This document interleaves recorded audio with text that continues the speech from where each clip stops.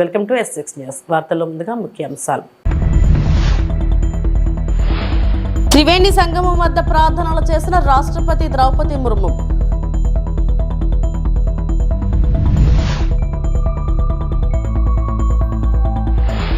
మానవత్వం చాటుకున్న ఏపీ మంత్రి అనిత.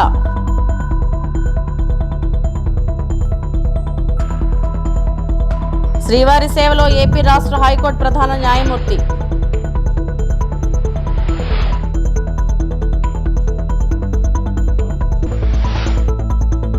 రాష్ట్రపతి ద్రౌపది ముర్ము మహాకుంభ 2025 కోసం ప్రయాగ్రాజ్ని సందర్శించి త్రివేణి సంగమం వద్ద పవిత్ర స్నానం చేసి ప్రార్థనలు చేశారు. డాక్టర్ రాజేంద్ర ప్రసాద్ తర్వాత కుంభమేళాలో పవిత్ర స్నానం చేసిన రెండవ రాష్ట్రపతి ఆమె. महत्व को एक नई ऊंचाई मिली है। वहीं महाकुंभ में स्नान करने वालों की संख्या दिन प्रतिदिन नए रिकॉर्ड बना रही है। महाकुंभ में अब तक करीब 44 करोड़ लोगों ने स्नान किया। राष्ट्रपति द्रौपदी मुर्मू ने त्रिवेणी संगम पर मां गंगा की आरती की।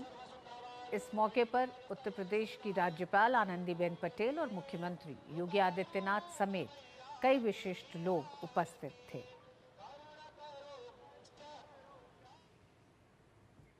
त्रिवेणी में आस्था की डुबकी लगाने के बाद राष्ट्रपति क्रूज से अक्षय वट के लिए रवाना हुई। इस दौरान उन्होंने गंगा में प्रवासी पक्षियों को दाना खिलाया।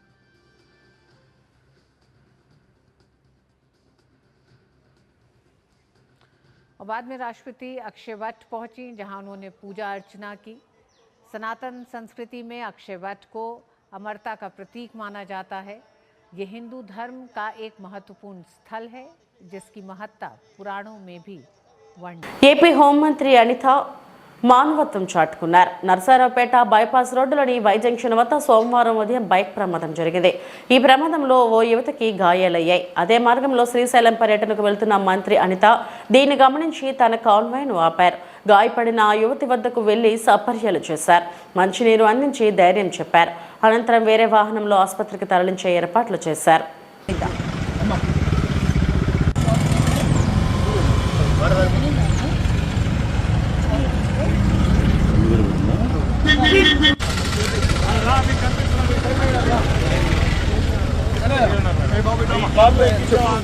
ఆంధ్రప్రదేశ్ రాష్ట్ర హైకోర్టు ప్రధాన న్యాయమూర్తి ధీరజ్ సింగ్ ఠాకూర్ కుటుంబ సభ్యులతో కలిసి సోమవారం ఉదయం నైవేద్య విరామ సమయంలో శ్రీ వెంకటేశ్వర స్వామి వారిని దర్శించి మొక్కులు చెల్లించుకున్నారు.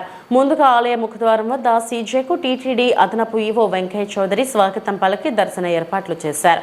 దర్శనం అనంతరం రంగనాయక మండపంలో ఆయనకు వేద పండితులు వేదాశీర్వచనం చేయగా అదనపు ఈవో తీర్థ ప్రసాదాలను అందజేశారు.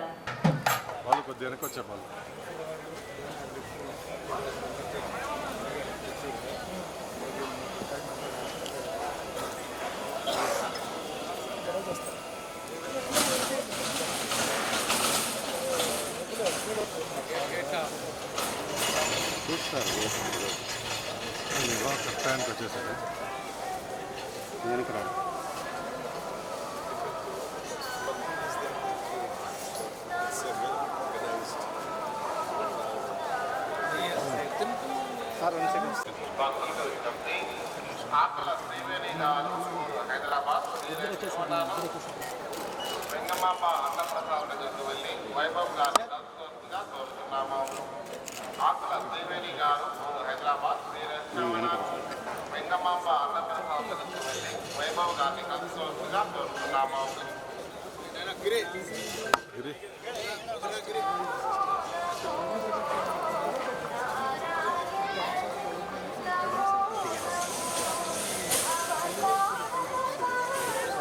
ఈ పక్క రాబా ఈ పక్క రాబా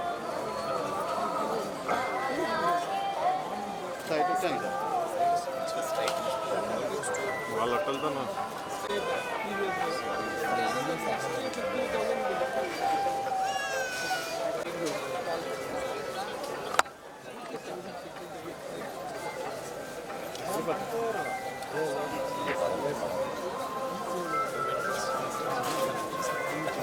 okay.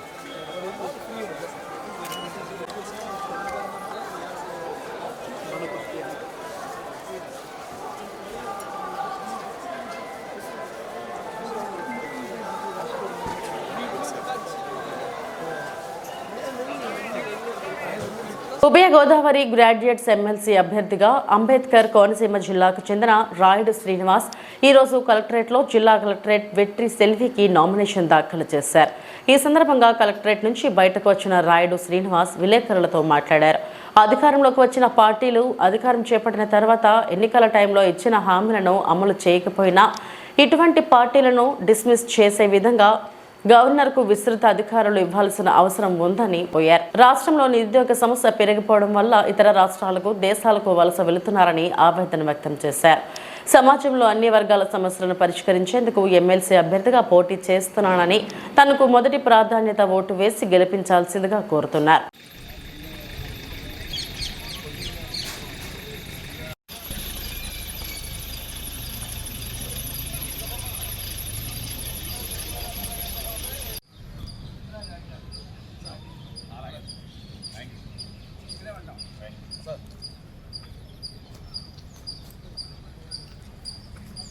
Rayudu Srinivas high court of తెలంగాణలో ప్రాక్టీస్ చేస్తున్నాను అడ్వకేట్గా.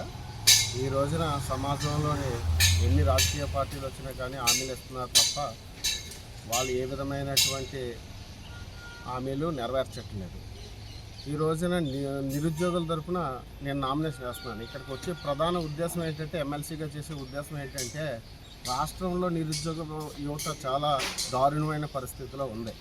మీరు మన విలేజ్ నుంచి సిటీల నుంచి కూడా హైదరాబాదు, బెంగళూరు, చెన్నై నగరాలకి జనాలు వలసపోతున్నారు.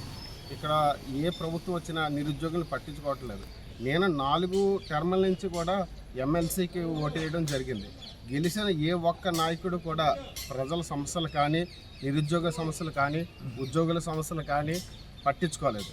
అందుకేంటంటే నా ప్రధాన ఉద్దేశం ఏంటంటే, ఎన్నికల మేనిఫెస్టోలో ఇచ్చిన హామీని ఏ పార్టీ అయినా అధికారంలోకి వచ్చిన తర్వాత 6 నెలల్లో నెరవేర్చకపోతే ఆ పార్టీ రద్దు అయిపోయే విధంగా గవర్నర్కు అధికారాలు ఇస్తూ భారత పార్లమెంట్లో విశాఖ నగరంలోని మాధవధారలో కొలువైన మాధవస్వామి, వేణుగోపాల స్వామి ఆలయాల్లో కళ్యాణ మహోత్సవాలు అంగరంగ వైభవంగా నిర్వహించారు. సింహాచలం అనుబంధ ఆలయాలుగా గుర్తింపు పొందిన ఈ ఆలయాల్లో ప్రతి ఏటా భీష్మ ఏకాదశి పర్వదినం రోజు కళ్యాణ మహోత్సవాలు నిర్వహించడం ఆనవాయితీగా వస్తుంది. ఈ నేపథ్యంలోనే సింహాచలం ఆలయానికి చెందిన అర్చక స్వాములు, సిబ్బంది ఆయా ఉత్సవాలను అంగరంగ వైభవంగా జరిపించారు. తొలుత మాధవస్వామి ఉత్సవమూర్తులను సర్వంగ సుందరంగా తీర్చిదిద్ది కళ్యాణ వేదికపై ఆసీనులను చేశారు.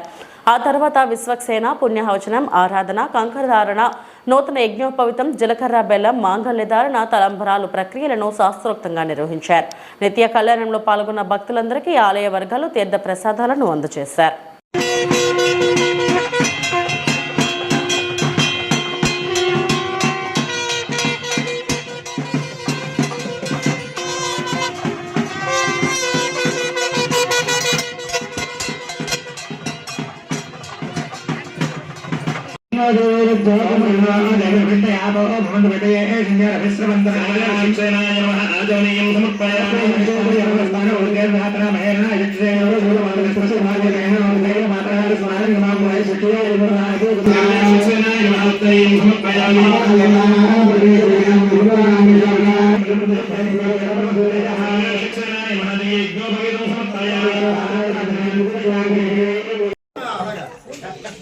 పితామహుడు ఆయన ఒక వరం ఉంది, ఆ నాన్నగారు ఇచ్చాడు వరాన్ని.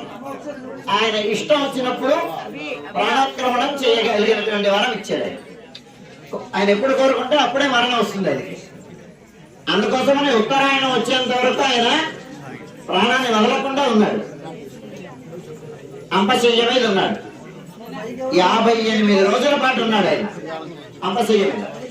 అంటే ఎంతటి వాడికైనా చివరి కాలంలో శారీరకమైనటువంటి అనుభవాన్ని, కర్మానుభవాన్ని అనుభవించి తీరాలి అనేటువంటి సందేశాన్ని ఆయన అనుభవించి చెప్పాడు. మాకు చెప్తూ ప్రాణం వదిలేసే సమయం ఆయనకు తెలిసినా ధర్మాన్ని ఉపదేశించాడు. ఆయన ధర్మరాజుకి ధర్మాన్ని ఉపదేశించాడు.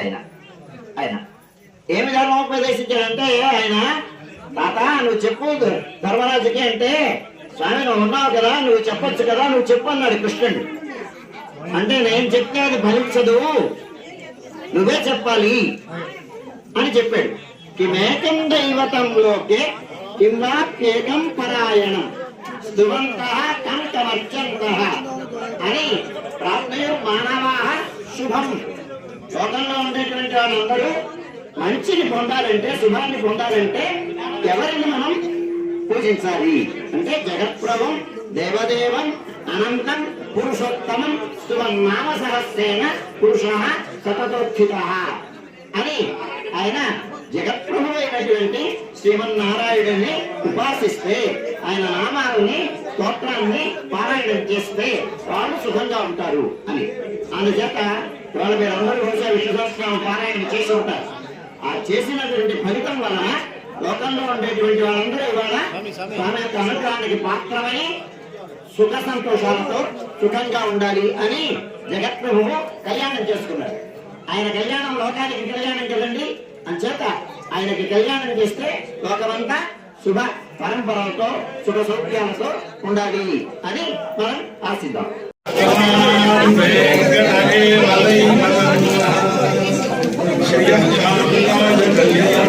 ఆంధ్రప్రదేశ్ రాష్ట్ర డీజీపీ హరీష్ కుమార్ గుప్తా విశాఖ నగర పోలీస్ కమిషనర్ డాక్టర్ శంకరప్రతాప్ బాగ్చితో కలిసి విశాఖపట్నం కమిషనరేట్ పరిధిలో గల పోలీస్ అధికారులతో సమీక్షా సమావేశం నిర్వహించారు. ఈ రోజు సాయంత్రం నగర పోలీస్ కాన్ఫరెన్స్ హాల్ నందు నిర్వహించిన ఈ సమీక్షా సమావేశంలో సిపి డీజీపీకి నగర కమిషనరేట్ పరిధిలో చేపడుతున్న పోలీసింగ్ విధానాన్ని, law and order, crime, traffic విభాగాల పనితీరులను వాటి గణనాంకాలతో పాటుగా పీపీటీ ద్వారా వివరించారు. ఈ సందర్భంగా డీజీపీ మాట్లాడుతూ ముందుగా నగర పోలీస్ కమిషనరేట్ పనితీరును అభినందించారు. అనంతరం నగరంలో ముఖ్యంగా పోలీసింగ్ మరింత సమర్థవంతంగా నిర్వహించాలని, పోలీస్ శాఖ మంచి ఇన్ఫ్రాస్ట్రక్చర్ కలిగి ఉండాలని సూచించారు. విశాఖ నగరంలో క్రైమ్ పెరిగితే ఉపేక్షించేదే లేదని, డ్రగ్స్, ఇతర మాదక ద్రవ్యాలు రవాణా వినియోగంపై ఉక్కుపాదం మోపాలని, నగరంలో రౌడీజంనకు తావు లేకుండా చూడాలని డీజీపీ ఆదేశించారు. అనంతరం అధికారుల నుండి ఏమైనా గ్రీవెన్స్ ఉంటే తెలుపమని కోరగా అధికారులు తమ అర్జీలు సమర్పించారు.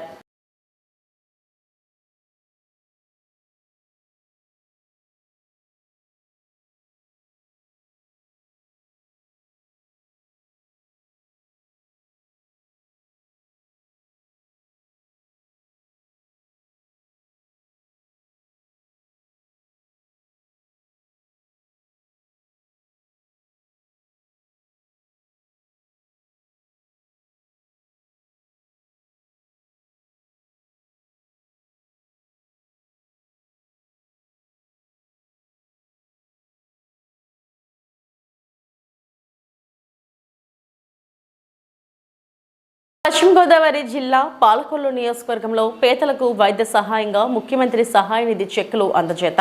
నాడు జగన్ పేదలకు వైద్యంను పూర్తిగా దూరం చేస్తే నేడు చంద్రబాబు మళ్లీ పునరుద్ధరించి ఆదుకుంటున్నారు.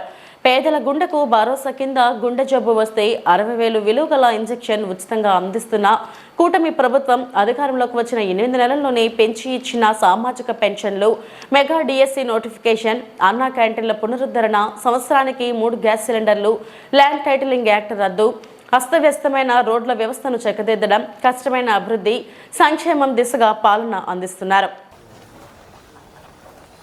వైద్యం నిమిత్తం ఖర్చు పెట్టుకునేటువంటి వాళ్ళు ఎవరైతే ఉన్నారో మరి వాళ్ళు బిల్స్ తీసుకొస్తే వాళ్ళకి సీఎం రిలీఫ్ ఫండ్ ద్వారా మరి పెద్ద ఎత్తున వాళ్ళకి సాయం అందించి మానవత్వం చాటుకునేటువంటి ప్రభుత్వం ఈరోజు ఎన్డీఏ ప్రభుత్వం. ఎందుకంటే మనం చూస్తూ ఉన్నాం మరి ఆసుపత్రులకు వెళ్ళి 50,000, 1,00,000, 5 లక్షలు, 30 లక్షలు, 20 లక్షలు ఇట్లా బిల్లులు చెల్లించుకుని ఆరోగ్యం కుదుటపడి ఇంటికి వచ్చినా కూడా ఒక పక్క ఆరోగ్యం కుదుటపడింది అని సంతోషించాలో, ఆ హాస్పిటల్కి చెల్లించినటువంటి బిల్లుల్ని మళ్ళీ ఎట్లా తీర్చాలి, బంగారం తాకట్టు పెట్టో, ఇల్లు తాకట్టు పెట్టో, ఎక్కడో అప్పు తెచ్చుకునో వైద్యం చేయించుకున్నాం అనేటువంటి బాధ మరొక పక్కన ఉన్నటువంటి స్థితిలో అటువంటి బాధ వాళ్ళ ఇబ్బంది లేకుండా ఈవేళ మరి పెద్ద ఎత్తున ఎవరైతే ఈ యొక్క వైద్యం నిమిత్తం ఖర్చు ఏదైతే ఉందో దాని వాళ్ళ చెక్కుల రూపంలో పెద్ద ఎత్తున అందిస్తూ ఉన్నాం. అందులో భాగంగా ఈరోజు చూసాం ఏదైతే గడిచిన 4-5 నెలల కాలంలోనే మన పాలకొల్లు నియోజకవర్గంలో అది 1,59,17,259 రూపాయలు, అంటే ఇంత పెద్ద ఎత్తున 5-6 మాసాల్లోనే. మళ్ళీ ఈరోజు మరి 11,93,535 ఏదైతే ఒక 10 మందికి ఈరోజు కూడా CMRF చెక్కులు. అంటే ఈ రకంగా 5-6 నెలల కాలంలోనే మరి దగ్గర మరి 1,70,80,00,000 రూపాయలు ఈరోజు సీఎంఆర్ఎఫ్ ద్వారా పేదలకు వైద్య నిమిత్తం అందించామని అంటే ఈ ప్రభుత్వం ఎంత కష్టపడి పనిచేస్తున్నాం అనేటువంటిది ఇదే ఒక ఉదాహరణ అని చెప్పి తెలియజేసుకుంటూ, ఎవరైతే ప్రజలున్నారో వాళ్ళకి సేవ చేయాలనేటువంటి తపన ఉంటేనే ఇటువంటివి సాధ్యమవుతాయి. అవన్నీ లేనిటువంటి వ్యక్తులు కాబట్టి గత పాలనలో ₹1 కూడా ఎవరికి కూడా సరైనటువంటి విధంగా సీఎంఆర్ఎఫ్ అందలేదు అని అంటే మరి గత ప్రభుత్వానికి ఈ ప్రభుత్వానికి ఎంత తేడా ఉంది సేవలు అనేటువంటి విషయాన్ని కూడా ప్రజలందరూ కూడా గుర్తుపెట్టుకోవాలని చెప్పేసి మీ ద్వారా అందరినీ కూడా కోరుకుంటూ ఉన్నాం. అనకాపల్లి జిల్లా నర్సీపట్నం అబిద్ సెంటర్లో ఉన్న అంబేద్కర్ విగ్రహం వద్ద నర్సీపట్నం మాల జేఏసీ ఆధ్వర్యంలో ఆకివీడులో దళితులపై ఏపీ డిప్యూటీ స్పీకర్ రఘురామకృష్ణంరాజు చేస్తున్న భూదందాలు దాడులకు నిరసనగా చేపట్టారు. మొదటగా అంబేద్కర్ విగ్రహానికి పూలమాలలు వేసి నివాళులు అర్పించారు. ఈ సందర్భంగా వారు మాట్లాడుతూ ఒక రాజ్యాంగబద్ధ పదవిలో ఉండి అన్యాయంగా దళితుల భూములను లాక్కోవడం, మాట వినకపోతే దాడులు చేయడం దారుణమన్నారు. అన్యాయంగా పేదల పొట్ట కొడుతున్నామన్నారు. మీరు దళితుల జోలుకొస్తే ఊరుకునేదే లేదన్నారు. తక్షణమే దళితులకు క్షమాపణలు చెప్పి వారి భూములు వారికి ఇవ్వాలని, లేని పక్షంలో రాష్ట్ర వ్యాప్తంగా పెద్ద ఎత్తున పోరాటం చేస్తామని హెచ్చరించారు. కార్యక్రమంలో నర్సీపట్నం నియోజకవర్గం Bahujan Samaj party convener Botta Nagaraju, Bhimrao party Anakapalli జిల్లా పార్టీ అధ్యక్షులు నేతల నాగేశ్వరరావు, అంబేద్కర్ ఇండియా మిషన్ అనకాపల్లి జిల్లా కో కన్వీనర్ సాల్మన్ రాజు తదితరులు పాల్గొన్నారు. బహుజన బొట్ట నాగరాజు, నేను బీఎస్పీ పార్టీ అనకాపల్లి జిల్లా ఇన్ఛార్జిగా పనిచేస్తూ ఉన్నాను. ఈరోజు ఆకివీడులో రఘురామరాజును చాలా విచ్చలవిడిగా రాజ్యాంగాన్ని దుర్వినియోగం చేస్తూ ఉన్నాం. కాబట్టి ఇది సరైన పద్ధతి కాదని చెప్పేసి మేము బీఎస్పీ పార్టీగా ఖండిస్తూ ఉన్నాం.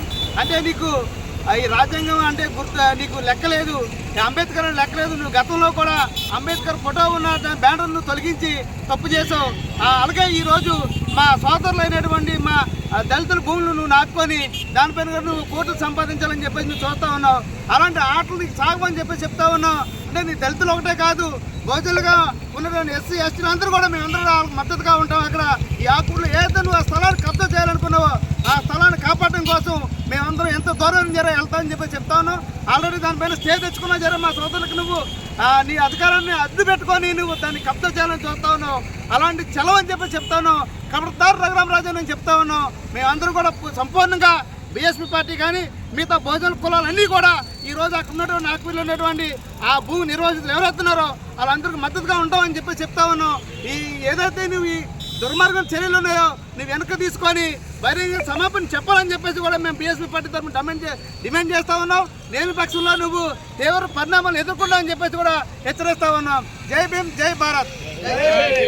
శ్రీశైలం మహాక్షేత్రంలో ఈ నెల 19 నుంచి మహాశివరాత్రి బ్రహ్మోత్సవాలు ప్రారంభం కానున్న నేపథ్యంలో ఏపీ మంత్రుల బృందం శ్రీశైలంలో మహాశివరాత్రి బ్రహ్మోత్సవాల ఏర్పాట్లపై సమీక్షా సమావేశం నిర్వహించనున్నారు. ఈ నెల 26న మహాశివరాత్రి పర్వదినం కావడంతో ఏపీ సీఎం చంద్రబాబు నాయుడు రాష్ట్ర ప్రభుత్వం తరపున శ్రీ భ్రమరాంబ సమేత మల్లికార్జున స్వామివారికి పట్టు వస్త్రాలు సమర్పించనున్నారు. అయితే రాష్ట్ర ప్రభుత్వం తరపున గడిచిన కాలంలో మహాశివరాత్రి బ్రహ్మోత్సవాలకు శ్రీశైలం శ్రీ స్వామి అమ్మవారికి మంత్రి స్థాయిలో కానీ స్థానిక ఎమ్మెల్యేలు స్వామి అమ్మవారికి ప్రభుత్వం తరపున పట్టు వస్త్రాలు సమర్పించేవారు. అయితే ఈ మహాశివరాత్రి బ్రహ్మోత్సవాలలో స్వయంగా ఏపీ సీఎం చంద్రబాబు స్వామి అమ్మవారికి ఈ నెల 23న పట్టు వస్త్రాలు సమర్పించేందుకు శ్రీశైలం రావడం రాష్ట్రానికి శుభసూచకంగా అర్చకులు, వేద పండితులు, స్థానికులు, అధికారులు భావిస్తున్నారు. ఈ నేపథ్యంలో ముఖ్యమంత్రి పర్యటనలో భాగంగా భక్తుల ఏర్పాట్లు, శ్రీశైలం దేవస్థానం అభివృద్ధి, భద్రతాపరమైన అంశాలపై ఏపీ మంత్రుల బృందం శ్రీశైలంలో సమీక్ష సమావేశం నిర్వహిస్తున్నట్టు అధికారులు తెలిపారు. నేడు మధ్యాహ్నం 3 గంటల సమయంలో జిల్లా అధికారులు, మంత్రులు పయ్యావుల కేశవ్, ఆనం రామనారాయణ రెడ్డి, అనగాని సత్యప్రసాద్, హోంశాఖ మంత్రి అనిత, ఎన్ఎండి ఫారూక్, బీసీ జనార్దన్ రెడ్డిలతో పాటు Srisailam MLA Budda Rajasekhar Reddy, MP Sabari, Nandyal collector Rajakumari తదితరులు హాజరయ్యారు.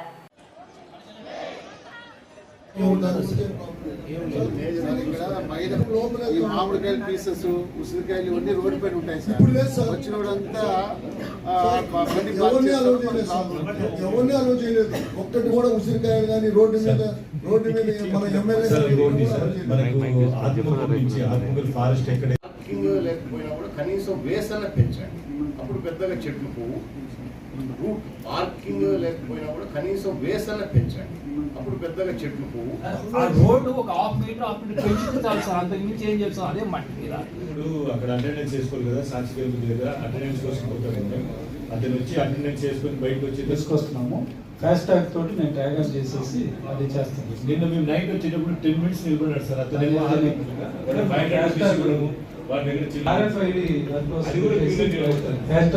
ఏమంటే చేస్తున్నాం కానీ అది హైట్ సరిపోవట్లేదు, దూకుతున్నారు దాంట్లో వేరు. చాలా మంది వచ్చినప్పుడు ప్రసాదం తీసుకొని పోవాలి. ప్రతి సత్రంలో మీరు హార్ట్ అయిపోయింది. అందుకని సార్ అక్కడ సపరేట్ గా 2 cartons నేను బ్యారికేడ్ పెడతాను. మనం ఈసారి 9 గంటల నుంచి శివస్వామిని లోపల తీసుకొని కూర్చోబెట్టేస్తాం. అందుకని సార్ అక్కడ సపరేట్ గా 2 cartons నేను బ్యారికేడ్ పెడతాను. అట్లా వాళ్ళు ఏం చేస్తారంటే అది లాస్ట్ ఇయర్ కూడా మనీ ఇష్యూ వచ్చింది, మాకు క్రెడిట్ అవ్వాలి మేము పని చేసిన తర్వాత. ఈసారి ప్రయర్గా మా ఫారెస్ట్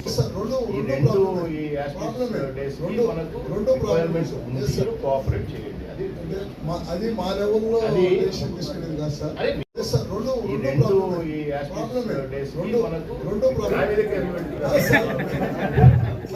ఇప్పుడు వెలుగోడు నుంచి హార్ట్ అయిపోయింది. బ్యాడ్జ్లో అడుగుతారు.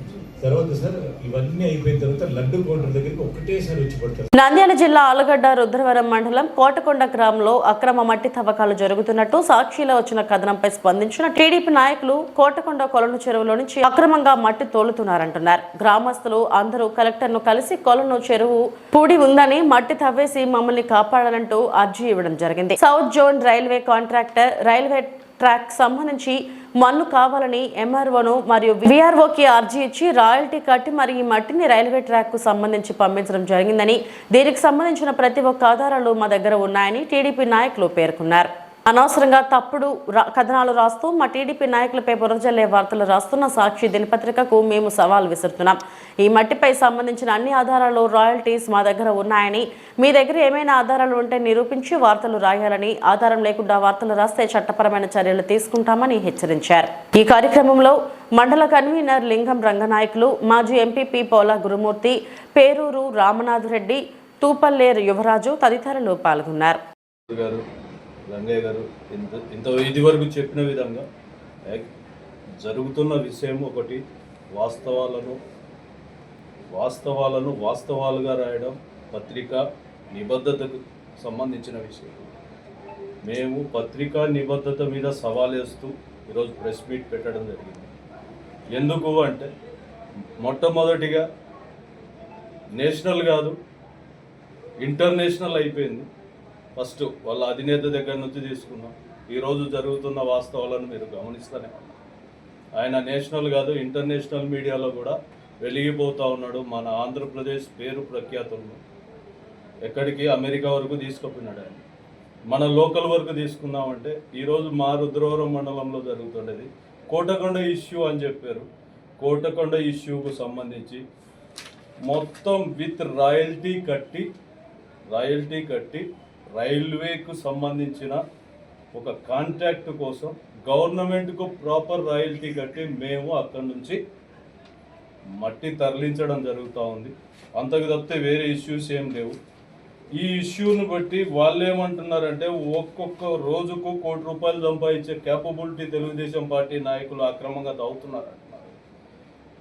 పార్టీకి సంబంధించిన నాయకులను పక్కన పెడదాం కొద్దిసేపు. ఆయన డైరెక్ట్గా ప్రతిరోజు 2 రోజులకు ఒకసారి 3 రోజులకు ఒకసారి ప్రెస్లో రాయడం జరుగుతూ ఉంది. జనాలు కూడా దీన్ని నిజమని నమ్మాల్సిన పరిస్థితులు వస్తాయి. ఎందుకంటే రోజు పాడిందే పాట ఆయన పాడుతూ ఉన్నాడు సాక్షి మీడియాలో. ఆ పాడిందే పాట కోసం మేము ఈరోజు డైరెక్ట్లీ చెప్తా ఉన్నాం.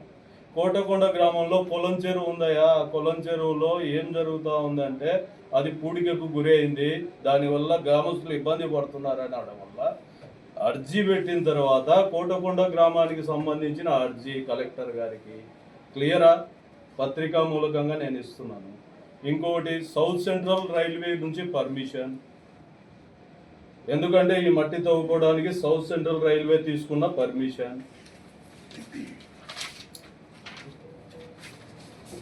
ఫస్ట్ నుంచి వెళ్దాం.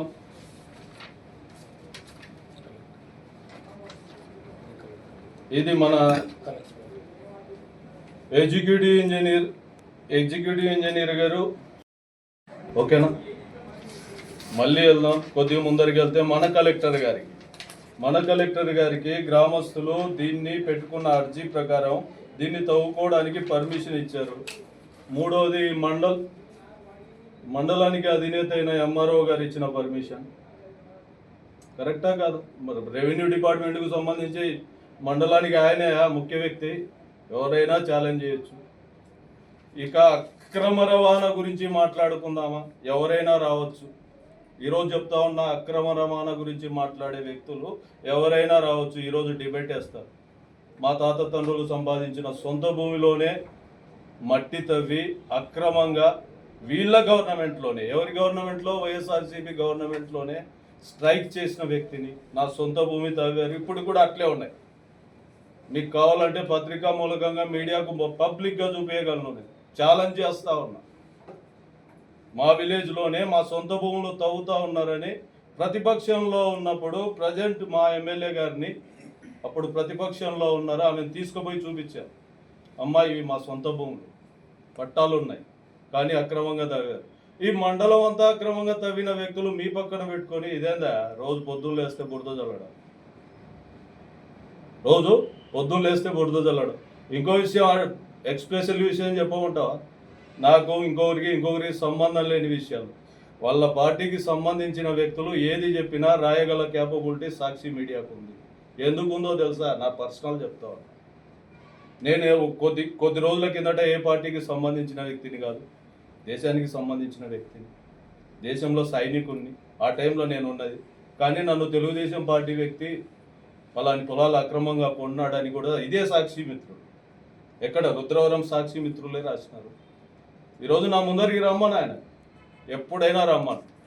ఇది అన్నారు కదా మా నాయకులు అక్రమంగా తవ్వారని, ఇగో మొత్తం విత్ ఆర్డర్స్తో సహా చూపిస్తావా? డాక్టర్ మధుసూదన్ రెడ్డి పాత్రికేయుల సమావేశంలో మాట్లాడుతూ, నిన్న మాట్లాడిన కత్తి శ్రావణి రెడ్డి ప్రెస్ మీట్లో మాట్లాడిన ప్రతి మాట అవాస్తవం అని చెప్పుకొచ్చారు.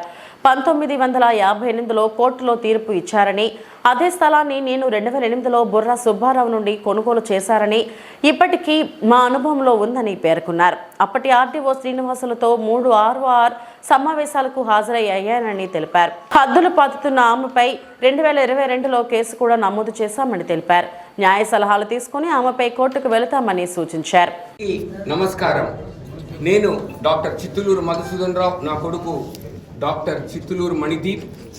నిన్న సూరజ్ గ్రాండ్లో కత్తి శ్రావణి రెడ్డి గారు నా మీద చేసినటువంటి ఆరోపణలు అవాస్తవాలని ఖండిస్తూ మీకు చెబుతున్నాను. ఆమె రైతు నగరం గ్రామంలో 110 అనే సర్వే నంబర్లో మా పూర్వీకులకు 1956లో దాన విక్రయం ద్వారా 5 ఎకరాల 61 సెంట్లు మాకు ఉంది. మేము ఎవరికి అమ్ముకోలేదు. ఆ స్థలాన్ని మధుసూదన్ రావు దౌర్జన్యం చేసి ఆయన అనుభవిస్తున్నాడు అనేది ఆరోపణ.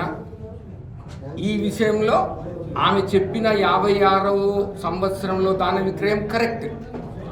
ఆ దాన విక్రయం ద్వారా వాళ్ళ పూర్వీకులైనటువంటి కత్తి వీరారెడ్డి, పెద్ద వీరారెడ్డి, చిన్న వీరారెడ్డి 5 ఎకరాల 61 సెంట్లు చిట్టెపు అంకమ్మ ద్వారా దాన విక్రయం వచ్చింది. కానీ ఆమె చిట్టెపు అంకమ్మ దత్తపుత్రుడు బాలరెడ్డి వీళ్ళ అబ్బలకు, శ్రావణి అబ్బలకు కోర్టులో వివాదమయ్యి 58వ సంవత్సరంలో సెప్టెంబర్ 1958లో డిస్ట్రిక్ట్ కోర్టు డిక్రీ ఇచ్చింది. 110 అనేటువంటి సర్వే నంబర్లో శ్రావణి రెడ్డి గారి పూర్వీకులకు ఎటువంటి హక్కు లేదు. సో 58 తర్వాత శ్రావణి రెడ్డి పూర్వీకులు హక్కు లేనప్పుడు వాళ్ళు అమ్ముకునే దానికి వీలు లేదు. మా పూర్వీకులు అమ్మలేదు, మా పూర్వీకులు అమ్మలేదు, ఈసీలో తేలడం లేదు, వాళ్ళ పేరు లేదంటే వాళ్ళకి అమ్మేదానికి హక్కు లేనప్పుడు వాళ్ళు ఏముంటుంది?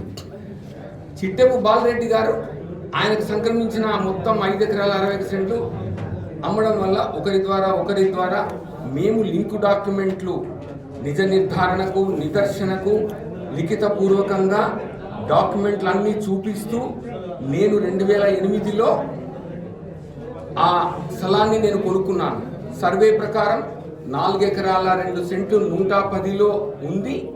నాకు మిగిలిన అది కాకుండా కూడా ఇంకా 3 ఎకరాల 63 సెంట్లు మొత్తం మధుసూదన్ రావు ఫ్యామిలీకి రైతు నగరంలో 7 ఎకరాల 39 సెంట్లు ఉంది. ఆమె పోరాడుతున్నానని అనుకున్నది ఇదంతా పక్కన పెట్టేసి ఆమెకు తీర్పు విరుద్ధంగా వచ్చింది అన్న నెపంతో కోర్టుకు వేసేసింది. ఈరోజు అది కోర్టులో ఉంది, కోర్టులో నడుస్తుంది. కాబట్టి కోర్టులో ఉన్న దాన్ని ఆమె మళ్ళీ ఈ విధంగా పత్రికాముఖంగా చేయకూడదు. కోర్టు తీర్పుని నేను శిరసావహిస్తాను. కోర్టు ఏ తీర్పు ఇస్తే దాన్ని నేను బాధ్యతాయుతమైన భారతీయ పౌరుడిగా శిరసావహిస్తాను. కోర్టు తీర్పు ఏముంటే అది చేస్తాను. కానీ ఖచ్చితంగా మా న్యాయ సలహాల నిపుణుల మేరకు మేము ఆమె మీద పరువు నష్టం దామా డిఫమేషన్ వేయవచ్చు. అలాగే క్లెయిమ్లీ exclusive whatever it may be unless వినకుండా ఈ దాన్ని ప్రాపగేట్ చేస్తున్నటువంటి వాళ్ళ గురించి కూడా న్యాయ సలహాలు కూడా మేము తీసుకుంటాం. నా వార్తలను ఆమె వార్తలను మీరు ఎలాగైతే ప్రచురించారో నిన్న నా వివరణను కూడా తీసుకొని పత్రికల్లో మీరు దాన్ని కూడా ప్రచురించండి. ఆమె ఒకటి చెప్పింది, నేను ఇంకొకటి చెబుతున్నాను. ఏది సహేతుకమని మీరు దయచేసి పత్రికా సోదరులకు, ఎలక్ట్రానిక్ సోషల్ మీడియా వాళ్ళకి ఇది విన్నవిస్తున్నాను. ధన్యవాదాలు. ఆమెతో పోరాడుతున్నాను. దయచేసి ఇందులో రాజకీయ నాయకులు నన్ను దయచేసి లాగొద్దండి. నేను ఏ రాజకీయ నాయకుని సలహా హెల్ప్ తీసుకోలేదు, నిజంగా చెప్తున్నాను. ఆమె మాత్రం ప్రతి ఒక్క రాజకీయ నాయకుని యొక్క తలుపు తట్టింది. No problem. నేను మాత్రం ఏ రాజకీయ నాయకులు హెల్ప్ తీసుకోను. అలాగే కూటమి ప్రభుత్వం, మన ఎన్ఎండి ఫరూక్ గారు కూడా మా గౌరవ మంత్రివర్యులు వాళ్ళ దృష్టికి వెళ్తానన్నారు. మాకు కూడా ఆ దృష్టికి వెళ్ళినప్పుడు మేము ఖచ్చితంగా ఆయనకు వివరణ ఇస్తాం. No problem, no issues.